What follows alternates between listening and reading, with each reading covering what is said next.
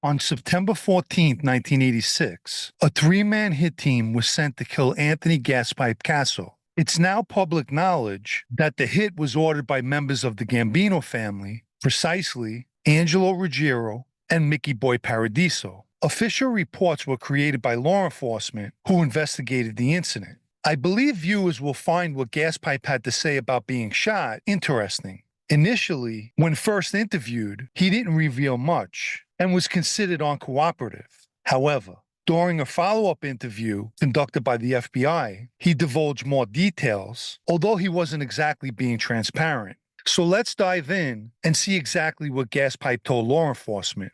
An official report regarding the shooting was created by the NYPD dated September 15, 1986, and states, on 9/14/1986, at about 20:30 hours, responded to the place of occurrence, Veterans Avenue, between East 72nd Street and East 73rd Street. Report of a man shot at that location. Upon arrival at the scene, it was learned that the person shot was observed running into the Golden Ox restaurant at 7014 Veterans Avenue. It was learned also that the injured person ran into the restaurant and into the kitchen and out the rear door.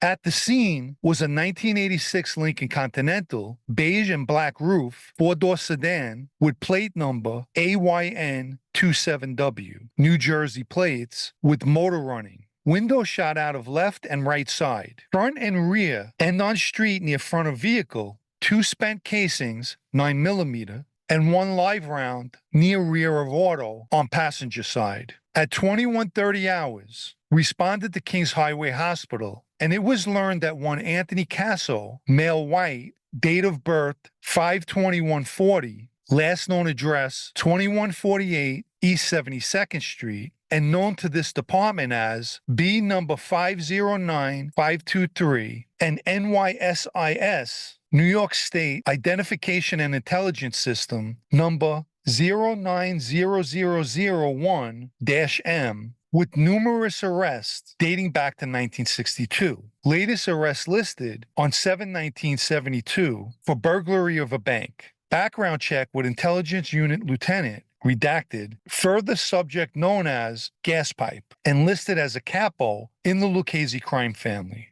The complainant was uncooperative in providing information regarding the incident.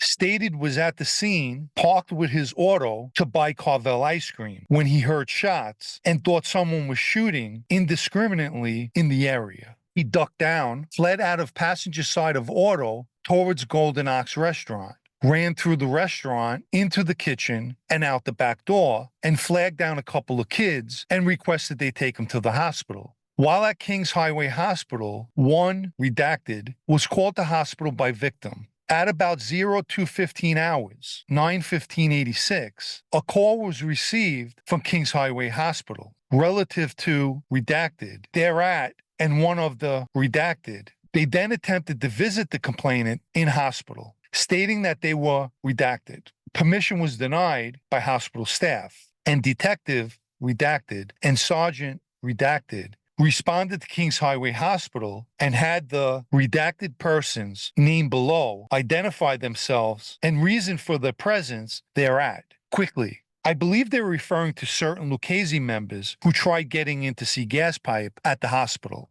While at the hospital, Gaspipe also told detectives that the doctor had taken a bullet out of his body and given it to the police. But when detectives questioned the doctor, he said he had not removed the bullet but left it in Casso.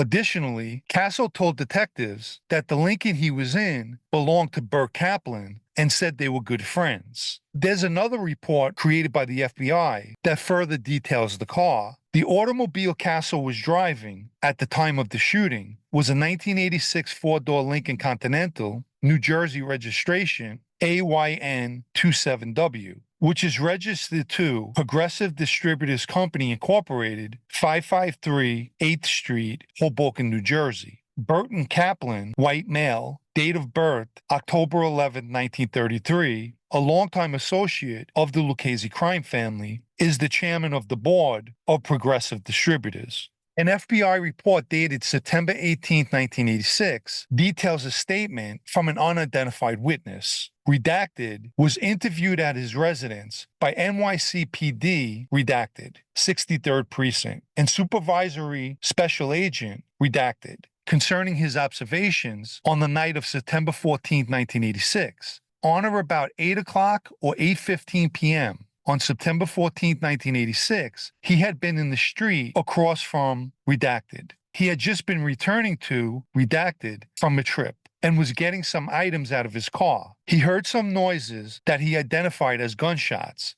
He then noted a car speeding down his street going the wrong way. This car had 3 occupants. The driver had a goatee or beard and mustache. He had written down the New York license plate of the speeding car onto the dust of a body of a car parked near his car. This New York license plate was redacted. This car appeared to be a redacted type of car. Redacted stated that he had been about redacted from the noises he heard that sounded like gunshots. Subsequently, redacted pointed out the car whereon he had written the license plate number down. The notation, redacted, was observed on this car by SSA redacted and Detective redacted. Redacted stated that after the car sped away, he walked, redacted, to the vicinity of East 72nd Street and Veterans Avenue near a Carvel ice cream store. He observed a late model, redacted car parked there with the car window shot out. He had observed bullet casings on the ground near the driver's side door and had pointed these out to an investigating NYPD sergeant. However, he had not touched anything himself. In a follow-up FBI report that was created on September 19, 1986, reads as follows. Anthony Casso, 2148 East 72nd Street, Brooklyn, New York, telephone number 718-209-9685, was interviewed by New York City Police Department Detective, redacted, and Supervisory Special Agent, redacted, in Casso's residence concerning a shooting incident on September 14, 1986, wherein Casso had been shot. Casso advised as follows. It is normal practice to walk in the afternoon, hours after he eats dinner. On September 14, 1986, he and his family had eaten dinner, and it was decided that they would have ice cream. He had driven to get ice cream at the Carvel store near his residence. While parking his car near the Carvel store, he had looked out of the driver's side window and had seen a rifle or a shotgun. He had ducked, and the first shot had missed him. He had been hit in the left arm and shoulder as he was ducking and trying to get out of the passenger side door. Casso had a hospital medical dressing on his left arm, covering an area below the elbow to the wrist. He had ran out of the car and into a restaurant. He ran through the Golden Ox restaurant and out a back door onto Avenue U, where he flagged down 2 young men in a car near an apartment house. He told them he was hurt and asked them to take him to the hospital. En route to the hospital, he had them stop at a payphone near Wallbaum's and the bank at East 66th and Avenue U. He had called redacted because I didn't want anyone near redacted. He most likely was talking about he didn't want anyone near his house. Casso stated that he finally got to sleep at the hospital when cops woke me up at 2:30 a.m. in the morning. They wanted to bust my balls and told me, redacted, guys had been sent there to kill me. They are redacted. Casso stated these redacted individuals at the hospital, redacted, and in fact, I expect them here later today. Again, I think he's talking about members of the Lucchese family. Casso stated that these redacted individuals had been coming from redacted and had seen his car. They had gone to Casso's house to see redacted and then gone to the hospital to see him. Casso stated that he thought there had been 3 guys that did the shooting. He believed there was a driver and 2 guys who had chased after him. The first shot had missed him, and he had been hit by the second shot as he ran out of the car. Quickly, please remember to like this video if you haven't already. And for anyone who wants to show their appreciation or help keep this podcast going, you can do so by the Super Thanks icon down below or the PayPal and Cash App links in the video's description. All I saw was the gun. I couldn't tell you if they were black or white. Casso then asked, was it a Lincoln? Have you found the car? Want me to help you find the car?